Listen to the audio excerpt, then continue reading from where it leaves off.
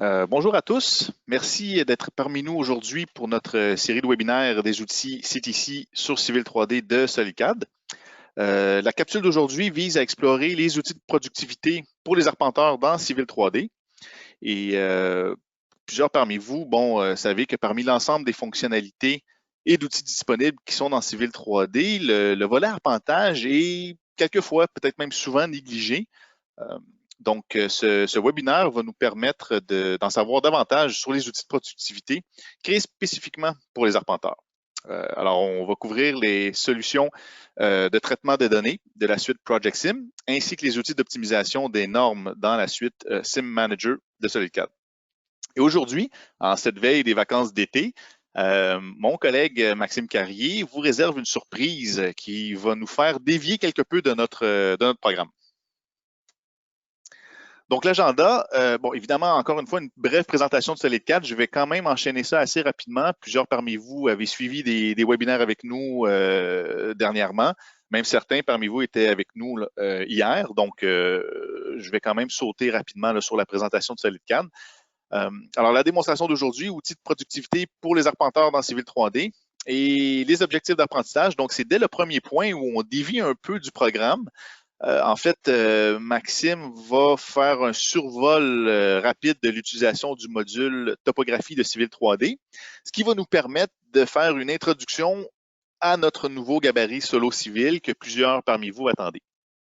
Ensuite, on va également regarder comment accélérer les processus d'importation de levée terrain dans vos dessins, y compris la façon de gérer plusieurs jeux de code.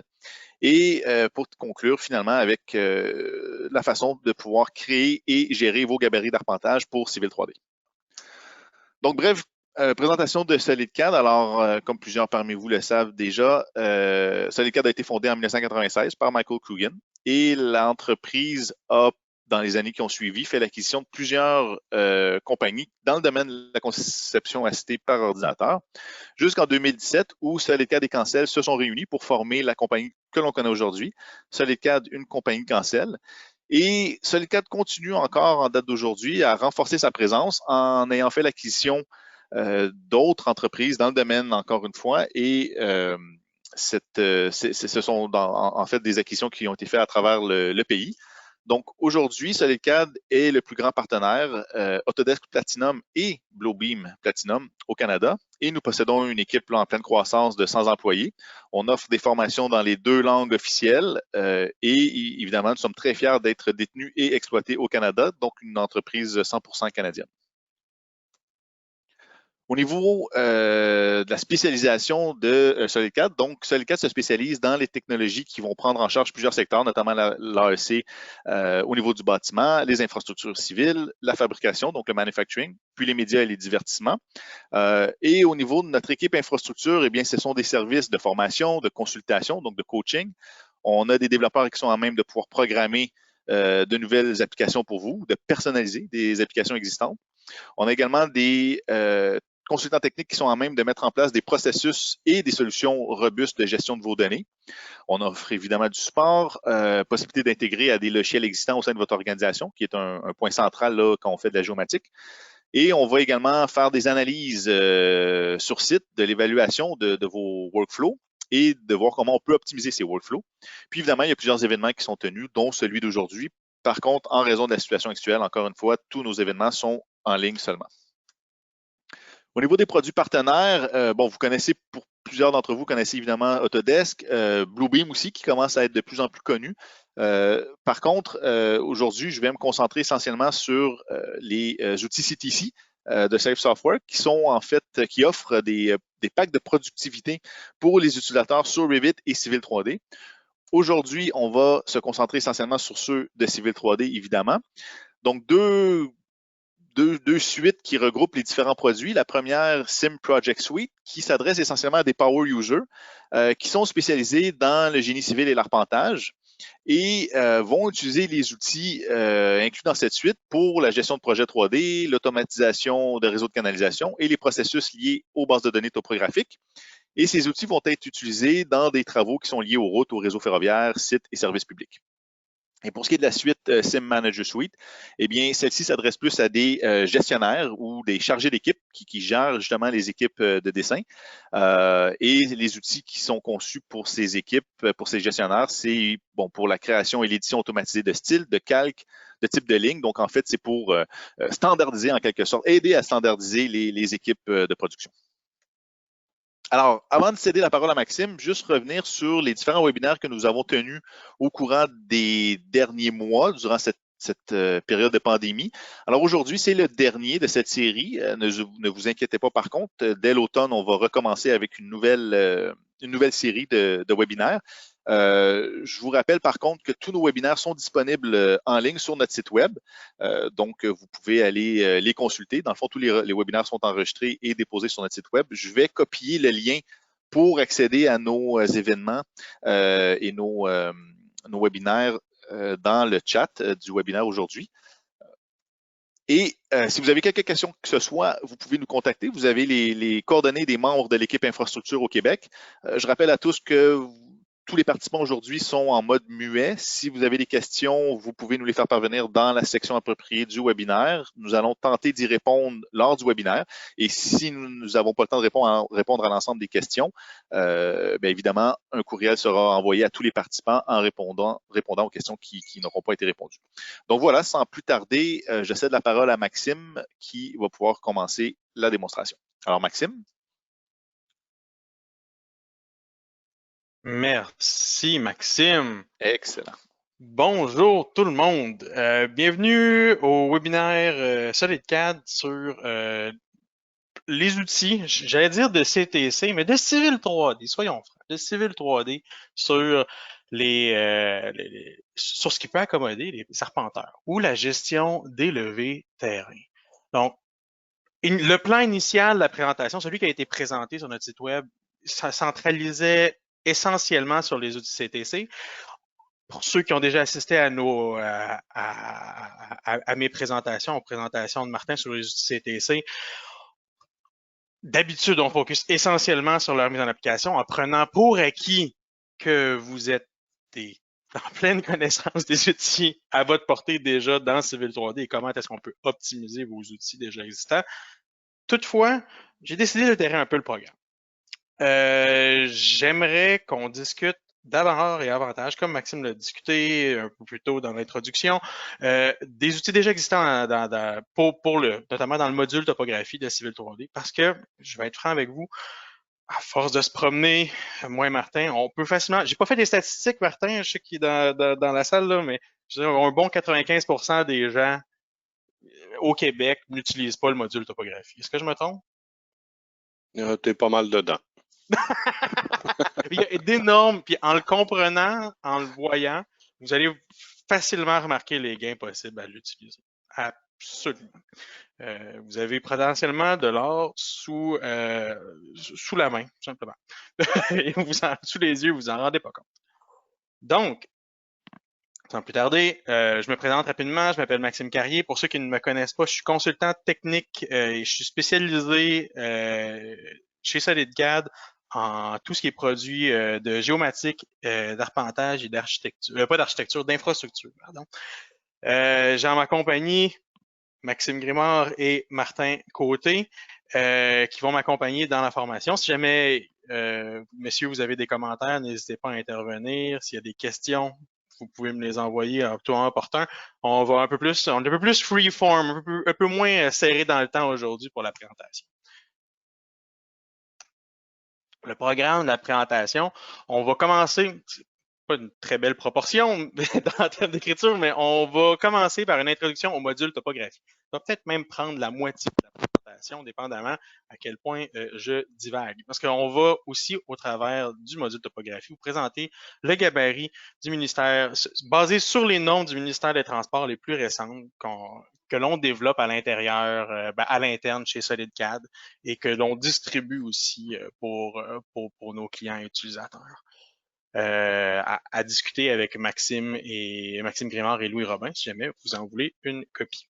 Nous sommes en plein dedans, moi et Martin Côté, donc vous allez voir en live à l'heure actuelle la dernière version de sa dernière mouture. On va aussi, au travers de la présentation du module topographie, au travers de son utilisation, voir des limites du logiciel et voir comment est-ce qu'on peut les surpasser avec les outils de CTC. Comment on peut améliorer nos processus, comment est-ce qu'on peut aussi améliorer la gestion de nos standards. C'est pas tout de travailler avec un bon gabarit. Il faut l'entretenir, évidemment. Donc, c'est tous des sujets qu'on va pouvoir toucher au fur et à mesure de notre présentation. Donc, je n'irai pas plus loin au niveau de la présentation PowerPoint. On va aller directement dans notre logiciel. J'embarque dans Civil 3D, je m'ouvre un nouveau dessin et je veux me connecter à des bases de données topographiques. Le module topographie, en fait, est situé, pour ceux qui ne le savent pas, ou ceux qui l'ont ignoré volontairement, est situé à l'intérieur de votre fenêtre d'outils, votre tool space en bon anglais, sous l'onglet topographie ou survey en anglais. C'est une manière différente d'importer vos points. La plupart des utilisateurs que je connais soit utilisent un logiciel tierce pour intégrer des levées d'arpentage dans AutoCAD, soit par des listings de points ou des relevés bruts provenant d'un équipement d'arpentage, ou bien utilisent simplement la fonction d'insertion d'un point à partir d'un listing dans Civil 3D. C'est bien, c'est très bien, mais ça peut être mieux, ça peut être pas mal mieux. Vous allez comprendre pourquoi. Dans le module topographie, vous allez voir, il y a des possibilités d'automatiser plusieurs processus de dessin lorsqu'il est bien maîtrisé, lorsque le workflow ou l'environnement de travail est bien setupé, est bien défini et entre l'arpenteur au terrain et entre le dessinateur au bureau. Le module topographie permet de stocker, à l'instar de simplement domper d'un listing de points à l'intérieur d'un dessin, permet de stocker dans une base de données SQLite vos relevés terrain. Donc, on pourrait se faire un recueil de relevés terrain stockés à l'intérieur, par exemple, d'une base de données d'un projet. Et on pourrait nommer nos listings de points ou nos relevés bruts stratégiquement pour pouvoir les identifier, soit avec des dates d'intervention sur le terrain, j'en passe. Et ça permet de donner une structure de gestion supplémentaire au niveau de votre donnée. Il y a plusieurs avantages non négligeables au travers de l'usage de cette structure. Ceux qui sont déjà familiers avec l'importation de points directement dans Civil 3D, soit avec l'onglet prospecteur ou soit avec le ruban d'icône insertion, avec des listings de points, pour importer des points en points Kogo, peuvent être déjà familiers, on va dire les plus avancés qui n'ont pas encore touché le volet topographie, connaissent déjà l'utilisation et la valeur d'un jeu d'identificateur de description, ou de description keyset en bon anglais, qui nous permet, à l'intérieur de nos settings ou à l'intérieur de notre gabarit, de setuper à l'avance. On va y jeter un coup d'œil. Non, je vais le modifier à l'avance. Notre liste de codes de points. Ici, vous voyez une liste qui a été entretenue par nos bons soins pour respecter les dernières normes du ministère des Transports. Quand je dis dernières normes, je dis que la liste va automatiquement, au moment où on va importer des points, identifier et relier les bons codes numériques ou, dans ce cas-ci, alphabétiques, va les relier au bon style de points qui va être relié au bon bloc. Tout va être annotatif. Donc, si je change mon échelle, la grosseur des blocs va s'ajuster à l'échelle d'impression que je veux choisir. On peut rajouter des noms alternatifs pour avoir des noms beaucoup plus significatifs que simplement le point code, puis faire apparaître quelque chose d'un peu plus comme j'ai dit, un peu plus significatif à l'intérieur de vos dessins, un peu plus représentatif à l'intérieur de vos dessins. Simplement pour vous aider, vous, et potentiellement des utilisateurs qui sont pas aussi calés que vous, peut-être, ou des nouveaux utilisateurs qui sont moins familiers aux normes du ministère des Transports. Ça va aider énormément à changer le format, rajouter des descriptions intelligible va grandement aider à la compréhension de vos nouveaux utilisateurs qui ne sont pas entièrement familiers avec la dite norme. L'idée est de tout placer autant que possible sur les bons cales, au bon endroit, dans la bonne forme et minimiser au maximum l'édition manuelle de vos points inciles. Jusque-là, c'est bien, mais est-ce que ça peut être plus impressionnant? Absolument.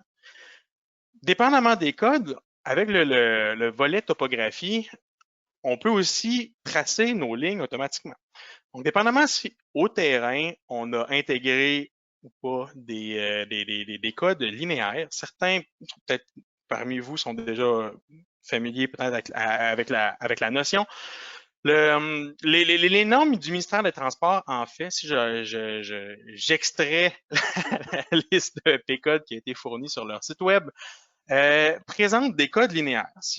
Le ministère des Transports utilise le logiciel MicroStation et l'extension Vision pour faire du dessin automatisé ce qu'ils appellent des chaînes, plutôt des strings ou dans notre cas de Civil 3D, des figures topographiques. Dans le fond, c'est un tracé de ligne, tout simplement automatisé, pour évidemment éviter d'avoir comme à la maternelle, tracer des points à journée longue pour nos calculateurs. On veut automatiser le processus de dessin. Donc, le ministère des Transports a déjà établi dans ses standards des codes linéaires. Est-ce que vous les utilisez déjà? Peut-être, oui, non, sans le savoir. Est-ce que vous l'exploitez? Est-ce que vous voulez optimiser et tout d'un coup, ça va vous ouvrir les yeux? Écoutez, c'est à votre choix. Nous, ce qu'on a fait, c'est qu'on a pris au mieux les standards existants et on les a adaptés à la réalité de Civil 3D, qui pousse, en passant, pas mal plus loin l'usage de code linéaire que ce que Vision fait. La liste pourrait être beaucoup plus longue dans Civil 3D au terme des codes linéaires. Les codes linéaires, en gros, sont placés généralement, si on regarde un relevé typique, tiens, je vais m'ouvrir un relevé FBK. Les codes linéaires typiques se situent à la suite de notre code de points. Aussi simple que ça. Par exemple, je peux avoir B pour beginning of curve, c'est-à-dire le début de ma courbe. Je peux avoir E pour terminer la ligne, CLS pour closer la ligne. Je peux avoir des codes d'offset pour créer plusieurs lignes en parallèle. Il y a toute une panoplie de codes on va passer rapidement dessus, mais qu'on pourra avoir à l'intérieur de notre volet topographique, de notre volet de topographie dans Civil 3D qui vont vraiment faciliter votre travail au bureau. Si bien entendu, tout est bien, c'était bien entendu. On va déjà avoir marché si vous travaillez avec notre gabarit solo civil ou une itération passée de celui-ci. Votre travail devrait être déjà marché, on s'entend. J'entends par ça qu'on a associé dans nos bases de données de préfixes de la figure ou les codes linéaires que vous avez vus ici, on a associé les codes qui correspondent à des lignes dans notre listing de codes du ministère des Transports. Donc, tout code correspondant à une ligne, on lui a défini un style linéaire bien particulier. Nous, dans ce cas-ci, redirige vers le style linéaire du calque. Donc, si jamais vous avez une bordure de haie, va être une bordure de haie, une glissière va être une glissière, et j'en passe. Tout va être placé sur le bon calque, va être tracé à notre guise. Est-ce qu'il est considéré comme une ligne de rupture, une ligne de parcelle? Ça va avoir une incidence davantage dans les applications de Civil 3D. Mais dans tous les cas, on mange le travail déjà pour produire un maximum d'éléments dessinés au moment de l'importation de notre relevé terrain. Donc, ça fait partie du gabarit. Tout code linéaire, qu'il soit alphabétique ou numérique, sera tenu en considération pour le tracé des lignes et va être placé au bon endroit, dans la bonne forme, à la bonne couleur, sur le bon calque. Et ça ressemble pas mal à ça. Je pense pas qu'il y a grand-chose d'autre. On a aussi créé un code, une série de codes linéaires. Ça va être à votre choix, honnêtement. C'est vraiment plus une préférence d'organisation, à mon humble avis. On a créé une détection du code linéaire qui correspond à celui du ministère des Transports.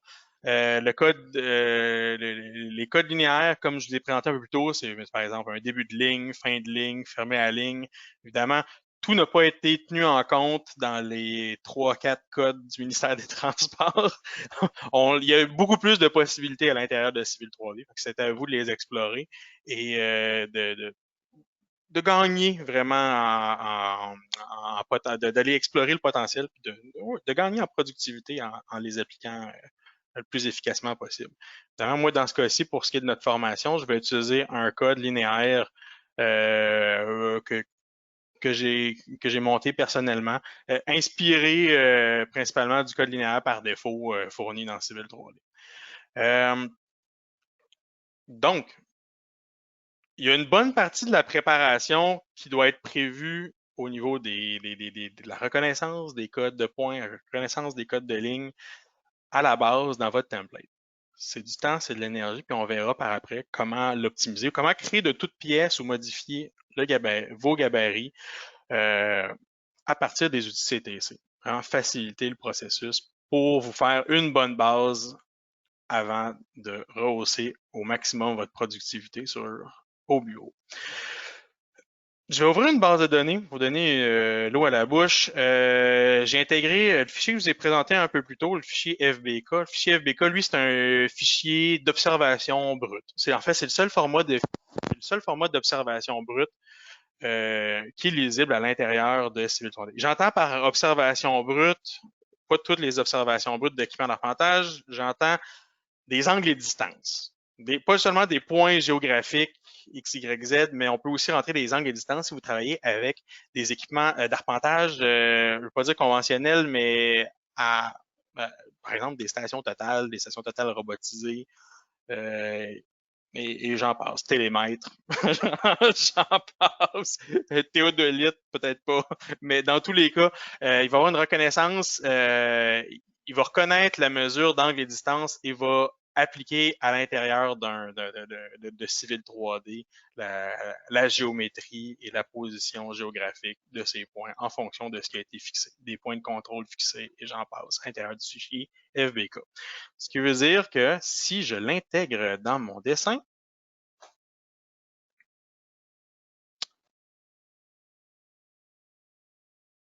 c'est ce que ça devrait avoir l'air. Joli, hein? Donc, je vois à l'intérieur de mon fichier FBK la position de mes stations, les rayons qui visent chacun de mes points qui ont été relevés sur le terrain. Bref, ça, c'était un relevé qui a été créé entièrement à une station totale robotisée avec les codes du ministère des Transports. Heureusement, ça fait super bien avec ce que je viens de faire, ce qu'on a produit dans nos standards. Donc, on a simplement intégré notre fichier et la plupart des lignes, en fait, l'ensemble des lignes a été tracé dans le bon sens du monde. C'est pas tout le temps le cas, ce qu'on va voir plus tard. Mais pour l'instant, ça a l'air extrêmement joli. Donc, ils ont intégré nos stations. On peut minimalement faire des modifications sur nos stations, les élévations, la polygonale, nos élévations de nos instruments, nos élévations de prisme.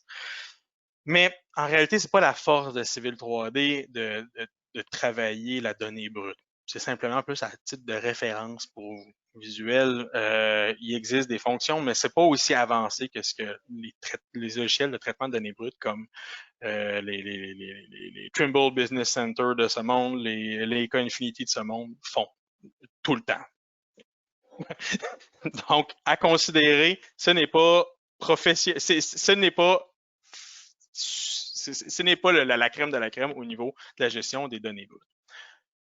Si je fais un peu de ménage et j'enlève mon réseau, vous allez voir les éléments linéaires qui sont tracés. Ils sont placés sur le bon calque. Puisque lorsque j'ai inséré une première fois mon relevé terrain, on va le faire pour un second relevé, je lui ai fixé ma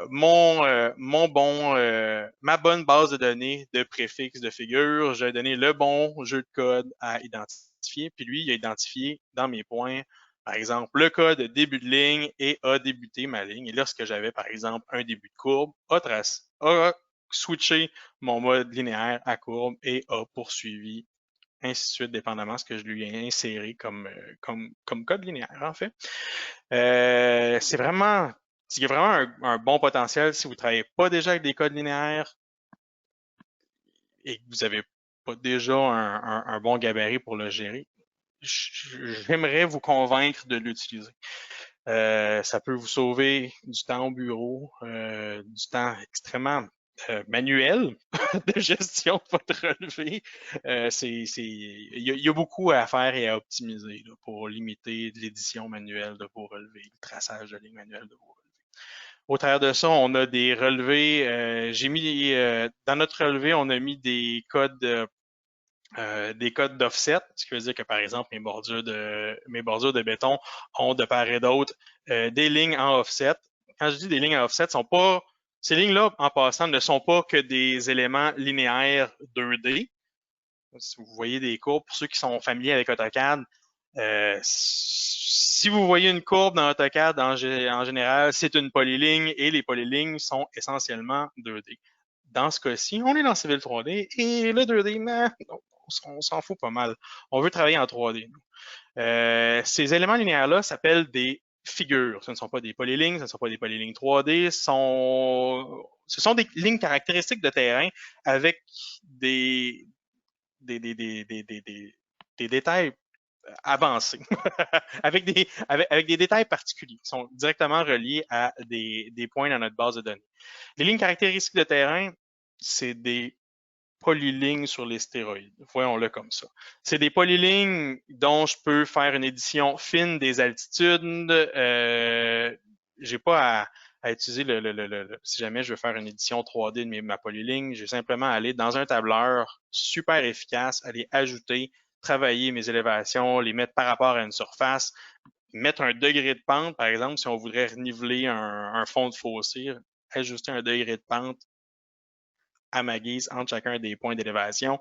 C'est vraiment un outil qui est beaucoup plus optimal pour votre travail ou pour une représentation de votre travail. Si jamais vous faites des relevés, vos firmes faites des relevés terrain et à passer à une autre firme qui font du génie civil, ils sont extrêmement heureux d'avoir déjà des éléments civils 3D pour travailler avec. Et c'est un élément, comme je dis, c'est à mi-chemin entre une polyligne et une polyligne 3D. C'est une polyligne dont on a l'option d'avoir des arcs, dont on a des options beaucoup plus avancées au niveau de l'édition et c'est en 3D, mais c'est pas formidable. C'est le meilleur des mondes. Et plus encore.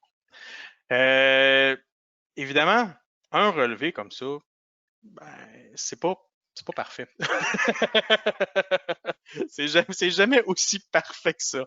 En général, un relevé 3D va avoir l'air, admettons si je vais rouvrir ma base de données, je vais enlever de mon dessin mon relevé. Vous verrez que la base de données est pas directement liée au dessin. Une fois qu'on importe la donnée, on a l'option de garder un lien direct avec notre base de données. Donc, l'importation des points, ce qui est intéressant, directement à partir de la base de données, je peux faire apparaître, disparaître un relevé spécifique que j'ai intégré dans mon dessin.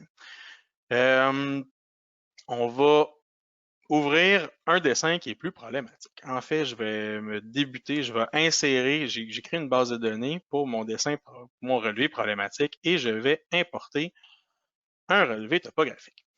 Je vais mettre ça dans Survey Sweeper MTQ. Je vais aller me chercher un fichier de carnet terrain. J'ai l'option de travailler avec un listing. Lorsqu'on travaille avec le fichier topographique, là, pour l'instant, je travaille avec un fichier FBK.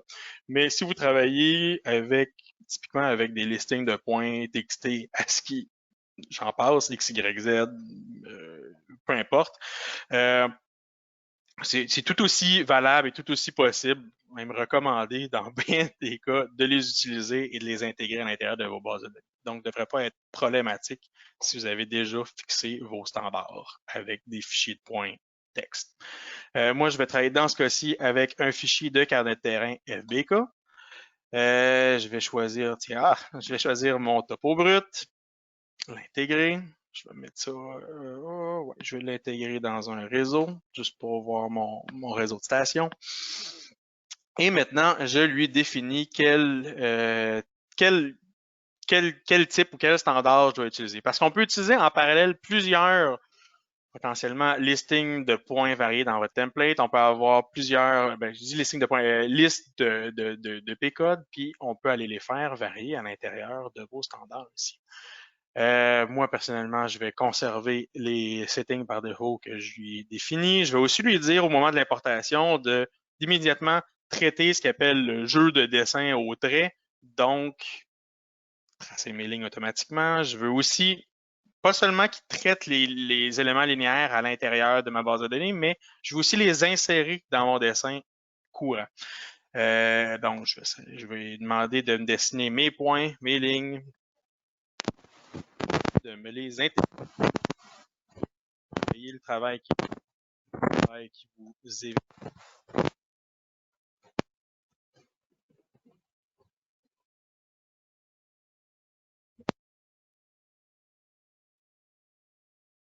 Maxime, je crois qu'on t'a perdu, en fait, le micro, on t'entend plus, là. Ça fait combien de temps? 3 secondes? 30, ouais, c'est une quinzaine de secondes. Là. Ah, t'es gentil. Merci, parce que mon micro, il est sensible. Est-ce que tu m'entends encore? Oui, c'est bon. OK. Je vais mettre un tape dessus. Merci, Max.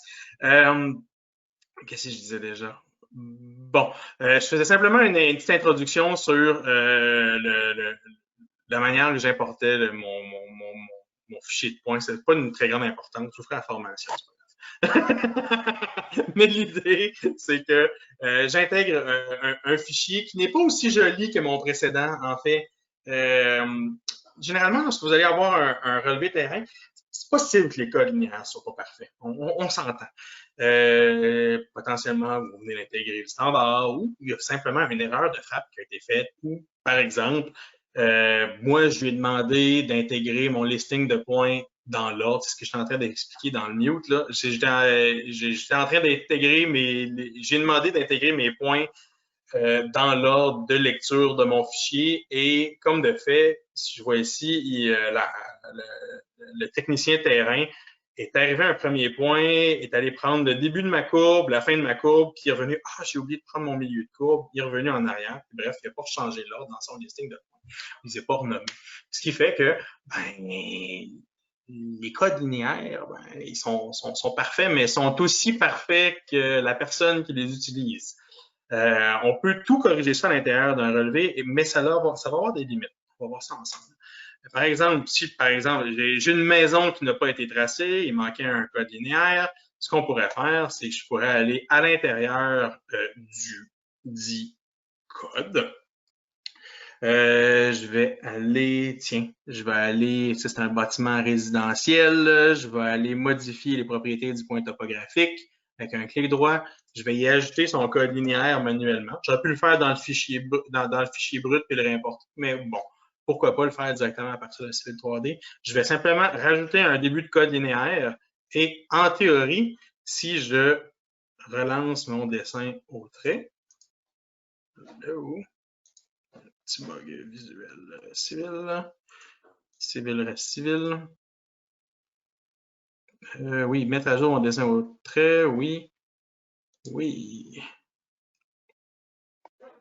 Lancer le dessin. Et en théorie, il devrait connecter mon bâtiment en détectant mon code linéaire qui avait été oublié. Tout simplement.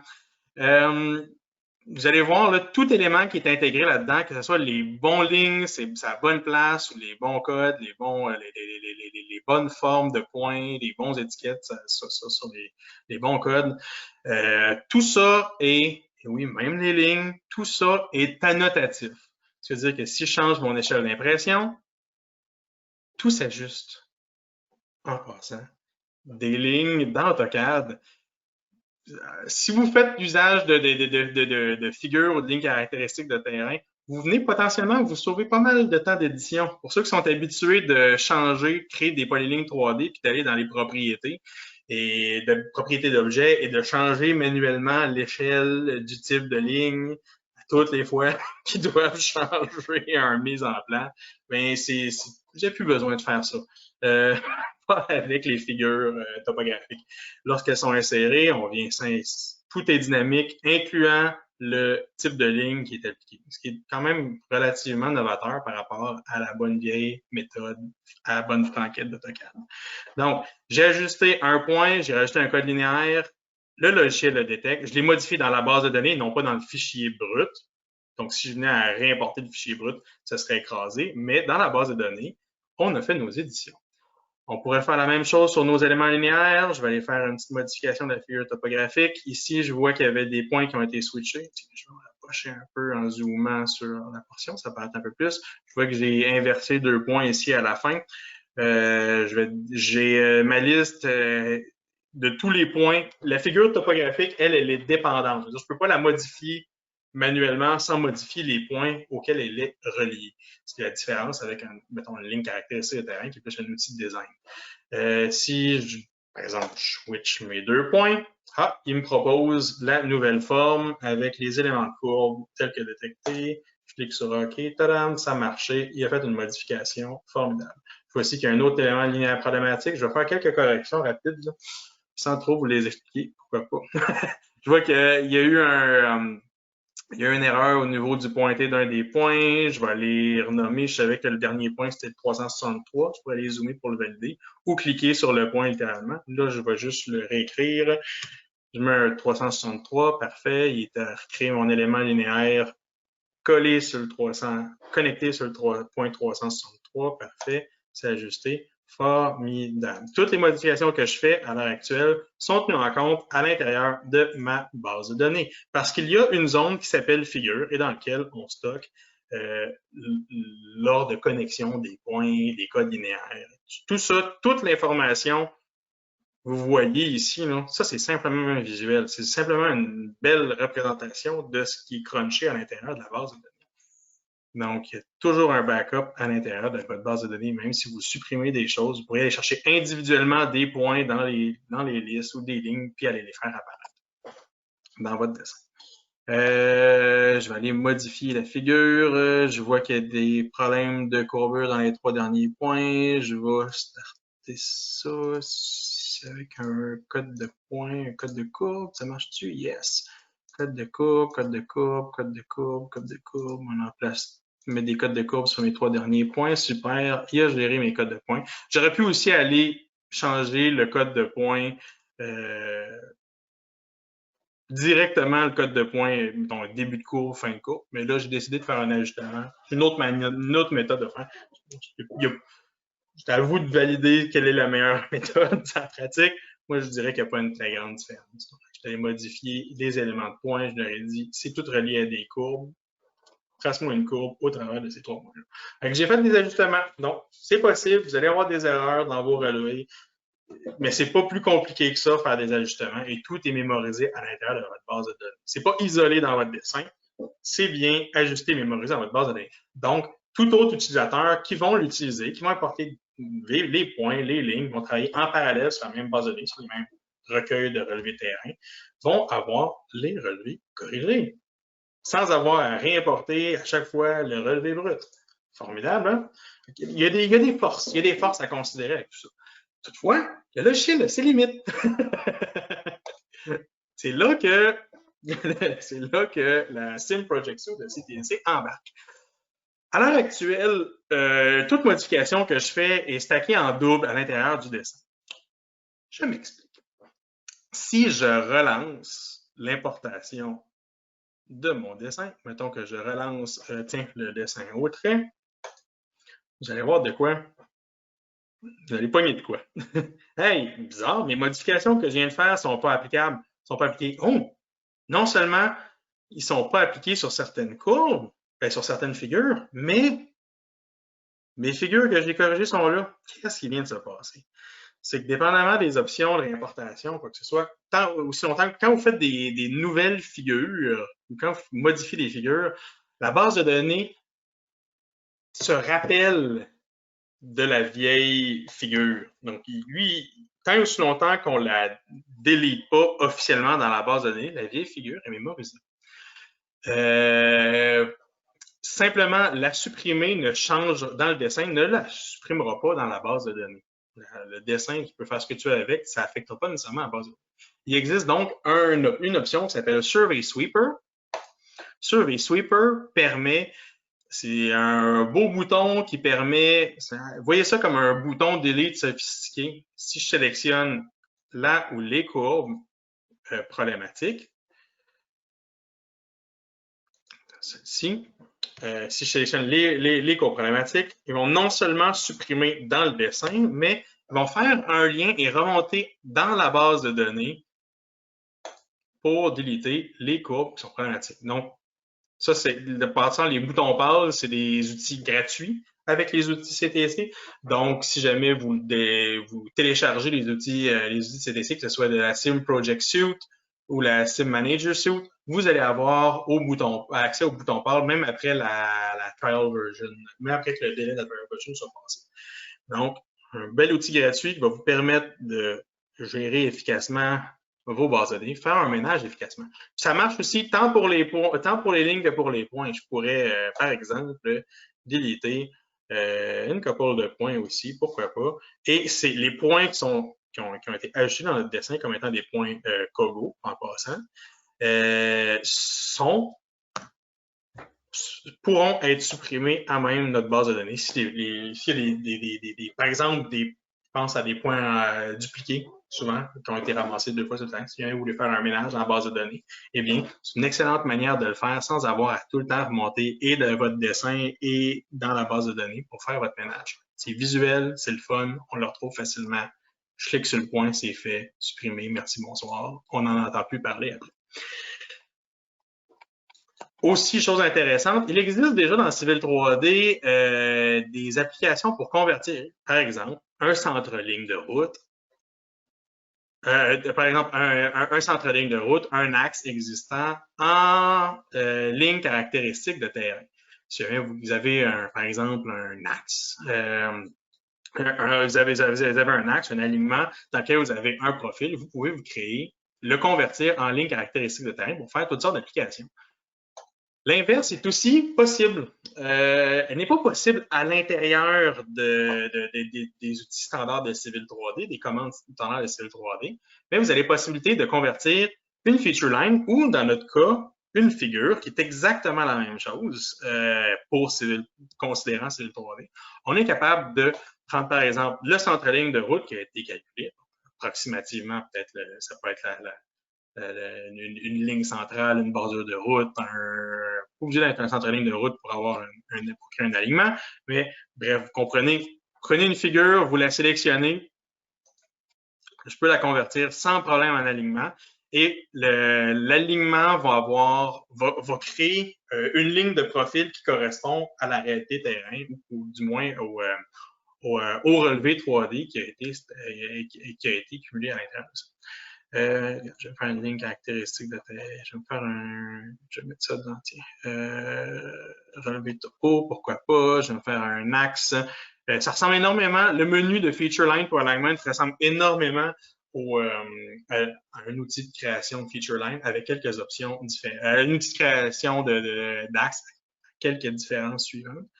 Mais bref, c'est une possibilité qui est unique aux outils CTC. Je vais prendre tout ça par défaut. Je ne mettrai pas de critères de design parce que c'est du tel que construit. Je lance ça. Tiens, je vais même me faire une vue de profil reliée à cet axe-là.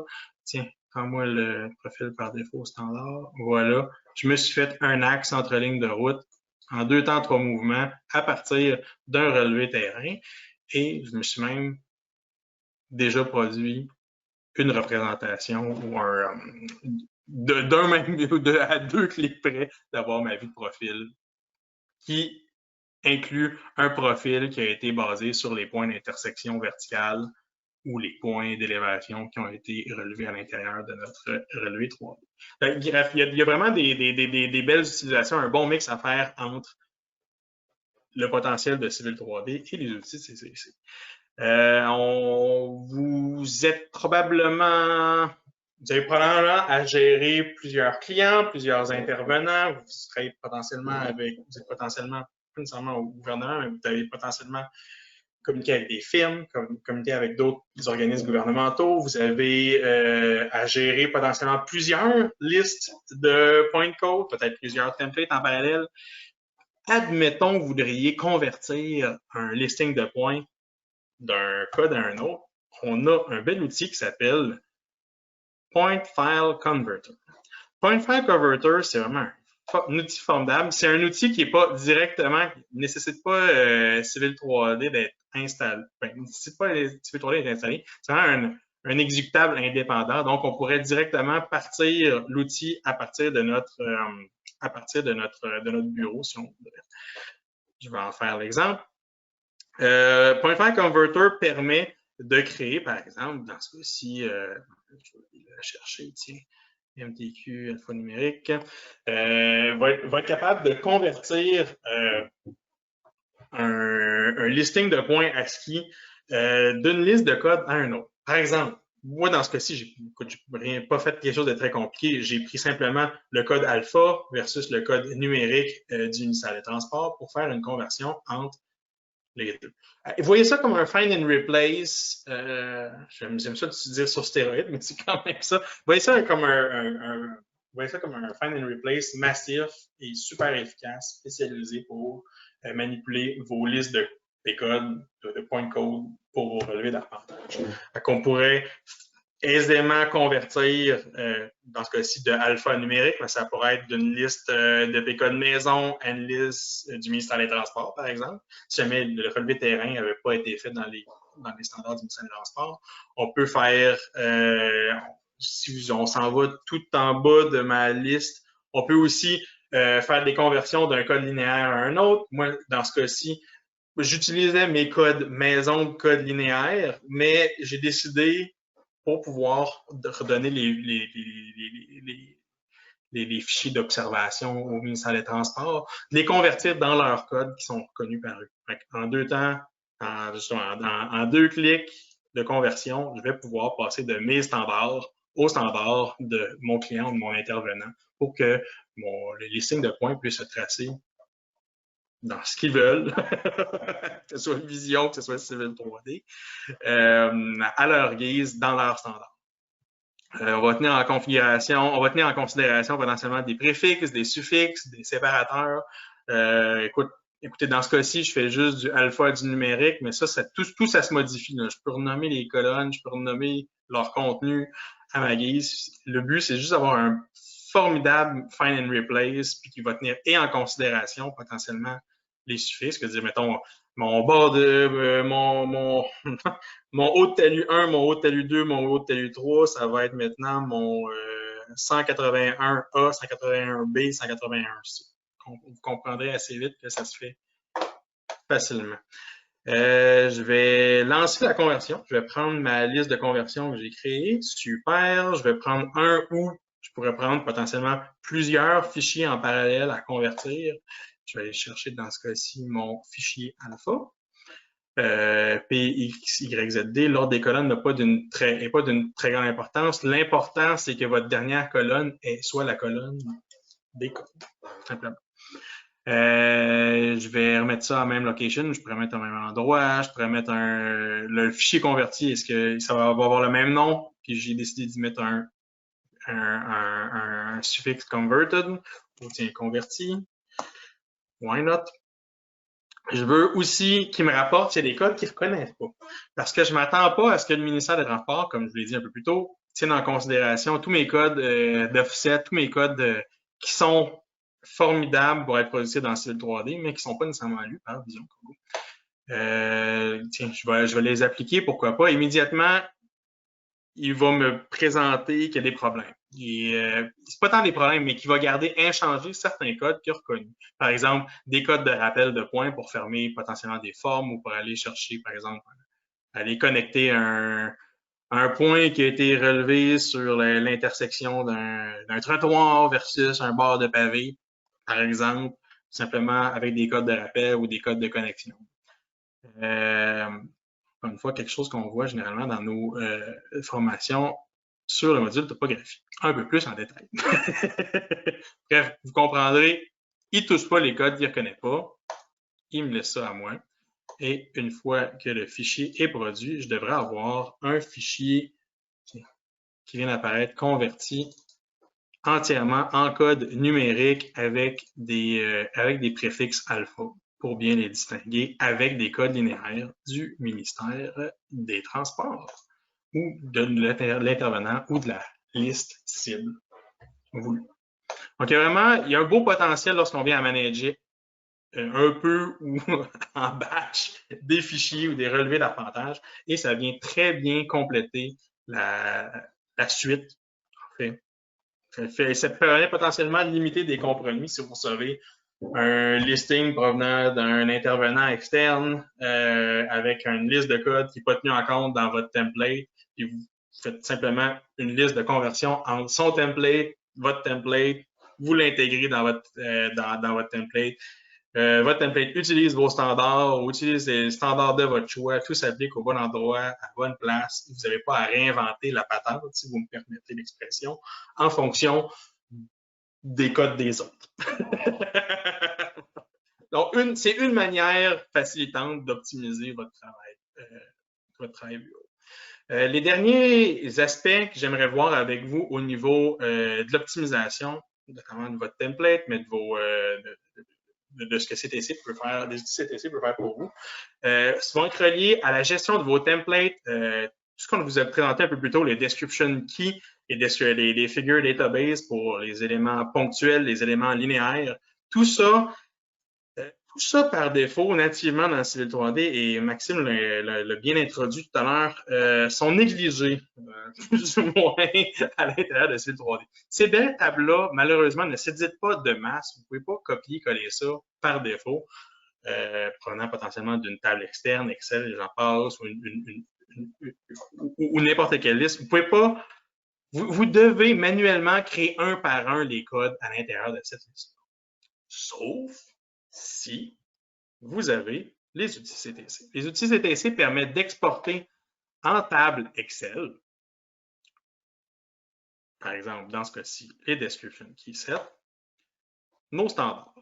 Vous allez dire, Maxime, la plupart des tables de panorama, je peux copier, coller dans une table Excel. Au pire, je les modifie. Mais je n'ai pas la capacité de les renvoyer dans Civil 3D. Je n'ai pas cette possibilité-là. Donc, c'est quoi l'avantage? Eh bien, le deuxième bouton juste à côté de Export, c'est Create and Edit. Create and Edit permet, par exemple, de prendre une liste qu'on vient de modifier, aller, par exemple, si jamais je voulais rajouter des codes à l'intérieur de ça, j'ai comme pas envie de modifier mon template que j'ai créé. Ben, c'est pas grave, c'est juste un dessin local. Admettons, si je voudrais supprimer ces codes-là, faire une couple de copies de ceux-là, en tenir un en considération. Par exemple, je refais mon code 1, je lui applique un nom de bloc particulier. Par exemple, c'est pas point civil 3D, ça va utiliser le code, par exemple, piquet de clôture. Je vais l'appeler, je sais pas moi, un code max. Il va tout tenir en considération les points que j'ai, les éléments dans ma table que j'ai enlevés, que j'ai modifiés, va copier dans la table Excel, chose que un copier-coller standard ne ferait pas, va tenir en considération notamment les standards de votre dessin. Donc, va faire copier-coller dans les listes déroulantes des codes de layers. On pourrait même créer nos propres layers ici directement là-dedans. Si jamais on veut créer un layer sur le fly, je pourrais en réécrire un et le logiciel va modifier notre template pour ajouter les layers qu'on vient de lui définir. Ça risque d'être un layer relativement générique, potentiellement changer sa forme, mais il l'a quand même créé pour sauve des clics. Donc, c'est vraiment des outils, puis je vous le montre une fois comme il faut, mais c'est vraiment le même principe pour l'ensemble des outils tabulaires CTC. On copie dans des listes déroulantes les standards existants. Je peux même directement, ce que l'outil par défaut de Civil 3D fait pas, par exemple pour les description key set, il n'y a pas une association directe à des blocs. Dans ce cas-ci, c'est formidable. Je peux directement associer des blocs existants dans mon dessin à Civil 3D et il va créer lui-même mes styles. Il va créer un style qui s'appelle Max, puis il va me produire quelque chose de formidable avec. C'est vraiment bien. C'est vraiment fascinant de la manière qu'il gère. Puis ça vient vraiment vous sauver un maximum de temps pour gérer. Je dis pas que je l'ai pas utilisé pour créer les dernières listes de code. C'est pas mal ce que j'ai fait. Ça m'a vraiment sauvé énormément de temps et énormément de clics. Tiens, je vais importer ma liste de points que j'ai modifiés. Je vais dire, écoute, crée-moi des nouvelles, des nouveaux points, des nouveaux label styles s'il faut, puis indique-moi s'il y a des nouveaux label styles. Tiens, écrase-moi donc. Je pourrais créer une nouvelle liste d'exception key set ou écraser le standard qui est déjà existant dans mon template. Dès que je le lance, il va faire une mise à jour de mon setting. Il va m'indiquer quels sont les codes qui ont été supprimés, quels sont, par exemple, qui sont peut-être plus valides, quels sont les codes qui ont été modifiés, quels sont les nouveaux codes. Moi, j'ai simplement modifié le 1. J'ai rechangé le style. Lui, il va créer le style sur le flanc. Vous allez voir, il va l'ajouter dans mes styles de points. Il va avoir créé un style de points. Par exemple, ici, si je m'en vais dans mes styles de points, je devrais avoir le code max qui s'est ajouté. Je vais regarder, il les a placés dans l'ordre. Le code max vient de s'ajouter, par exemple, automatiquement et a été associé à, si je me rappelle bien, un code de points piquet de clôture. Tout ça en éditant un tableur Excel puis en le réimportant. On peut non seulement modifier, mais on peut créer massivement des standards à partir de cet éditeur, de ces éditeurs. C'est vraiment formidable. Je ne vous explique pas en détail tout le reste. Exporter une figure database, c'est exactement le même principe. On sélectionne la bonne figure database, on l'exporte, on se fait un listing avec ça, on s'amuse avec, on fait les modifications qu'il faut, les ajouts qu'il faut. Si vous n'en avez pas dans votre dessin, il va créer une liste conventionnelle, il va créer une liste vide, mais vous allez avoir accès aux différentes options dans les listes déroulantes. Donc, vous allez pouvoir créer de toutes pièces avec vos standards dans ce listing-là, massivement, copier, coller, ajouter. Copier, coller d'un autre tableur, copier, coller d'un standard en PDF, je ne sais pas. Sky's the limit, là. Vous êtes dans un tableur Excel, amusez-vous. Changez les noms massivement, vous les rajoutez, vous avez juste des codes pour de l'existant, vous les rajoutez des projetés, eh bien, je serais surpris dans des relevés d'arpentage, mais ce serait aussi simple que copier, coller toute la liste de code, faites faire vos modifications, rajouter vos layers projetés ou simplement renommer massivement existant en projeté parce que Excel, c'est Excel. Vous pouvez faire des find and replace à volonté et vous renvoyez vos standards dans Civil 3D pour les modifier. Donc, ces outils-là sont vraiment pensés pour optimiser l'édition de vos templates. Là, je vous ai seulement introduit aux outils pour l'édition de vraiment tout ce qui concerne vos gabarits reliés au module topographie, très spécialisé, mais je vous encourage à les revoir si vous les avez pas vus ou vous n'avez pas tout compris ce qu'on a vu à l'intérieur de ces modules-là. Nos webinaires sur la mise en plan et sur la mise en plan et sur la gestion de gabarits à partir des outils CTC. Je les cours un peu plus en détail, un peu plus de long en large, puis je pense qu'il y aurait des gros gains au niveau et du dessin automatisé, la gestion de légendes automatisée, le labeling automatisé de vos objets, la mise en plan automatisée. Il y a beaucoup de choses à voir et à explorer dans les outils CTC qui vont être complémentaires à l'intégration, bien entendu, des relevés terrain. Sur ça, je vois que le temps tire à sa fin. Je vais simplement vous faire une petite conclusion. Module topographie dans Civil 3D, c'est vraiment formidable. C'est un atout, je pense, je le pense très sincèrement, pour les arpenteurs, pour les firmes d'arpentage ou pour les firmes de génie qui ont à traiter des relevés ou intégrer des relevés d'arpentage. Et organismes gouvernementaux qui prennent des choses à l'interne ou qui font affaire avec des firmes d'arpentage à l'externe. Peu importe où vous vous situez, si vous travaillez avec des relevés d'arpentage, c'est optimal pour vous. à condition, bien entendu, d'avoir un bon gabarit et de l'avoir géré intelligemment. Et de le comprendre aussi. C'est quand même important. On va aussi, les outils CM Project, tant pour la production que pour l'intégration de vos relevés terrain à vos dessins, ont leur importance. Ont une bonne importance, je dirais. Soit pour faire des ponts entre des standards externes, internes, ou même plusieurs standards à l'interne, si ça se fait, que pour l'entretien et on va dire la valeur ajoutée de ce que le relevé topographique fait, faire des ponts avec votre relevé de design, avec votre dessin de design. Il y a des beaux outils qui existent à l'intérieur de la suite CM Project. Je pense qu'il y a beaucoup à gagner. Et CM Manager, si vous venez à gérer, modifier, ajuster, créer un template de toute pièce, vous voulez embarquer dans le module topographie, cassez-vous pas la tête, ça vaut vraiment l'investissement. Ce que vous allez sauver en temps, en clic, en back and forth, entre création d'un style de point, création d'un style de ligne, whatever. Vous allez vous sauver un maximum de temps, un maximum de clics. Et l'investissement en vaut vraiment la chandelle. Vous êtes potentiellement des gestionnaires, des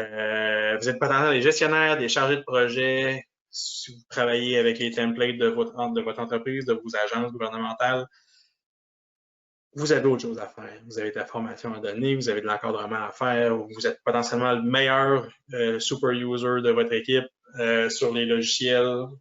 Vous êtes sollicité, vous n'avez pas de temps à perdre à maintenir les gabarits. On est là pour vous aider et CTC vous aide vraiment à optimiser votre travail, votre maintien de vos gabarits. Sur ce, merci de nous avoir écoutés. J'espère que vous avez appris des belles choses. Vous avez retombé en amour avec le module topographie de Civil 3D. Il y a vraiment un haut potentiel à se tenir à jour et se maintenir avec ce volet-là.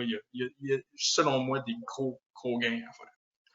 Sur ce, Maxime, est-ce que tu as un mot de la fin? Est-ce qu'il y a des questions? Non, en fait, non, il n'y a pas de questions. Donc, attends, il y en a une Oui, il y a une question, oui. Au niveau du module solo, ouais. Si vous pouvez me permettre, c'est une question qui nous est posée depuis 1 an. C'est quand? Oui, c'est pour ça que c'est la question, c'est quand est-ce que le solo civil va être disponible. Ça sera peut-être pas solo civil, son nom, je ne sais pas si ça a changé, mais c'était le nom de code qu'on y avait donné. Oui, c'est ça, c'est un nom de code à l'interne, mais Maxime et moi, on y travaille. Là, on est rendu vers la fin des tests et peaufinements. Fait que le but, en fait, c'est de le sortir pour le début de l'automne, c'est sûr et certain. Et là-dessus, vous pouvez être sûr que Louis Robin nous talonne assidûment sur le travail, le suivi du travail, parce qu'on veut le sortir évidemment le plus tôt possible. Alors, il n'y a pas de date comme telle, là, mais en début d'automne, c'est sûr et certain qu'on va commencer à. Je pense qu'il va être pas mal prêt à cette date-là.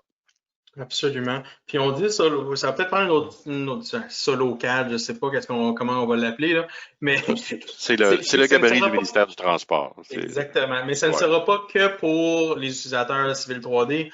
On a créé une tool palette exprès pour les utilisateurs simples d'AutoCAD qui vont permettre de faire tracer rapidement et efficacement sur les bons standards, les bonnes couches, la bonne forme, des objets, polylignes, texte, multilignes, ceux qui aiment ça, les multilignes, peu importe, les vieux de la vieille, les blocs, tout est classifié par catégorie, DP code, tout est classifié de sorte à ce que même pour quelqu'un qui est néophyte avec les standards du ministère des Transports puisse efficacement tracer, utiliser le template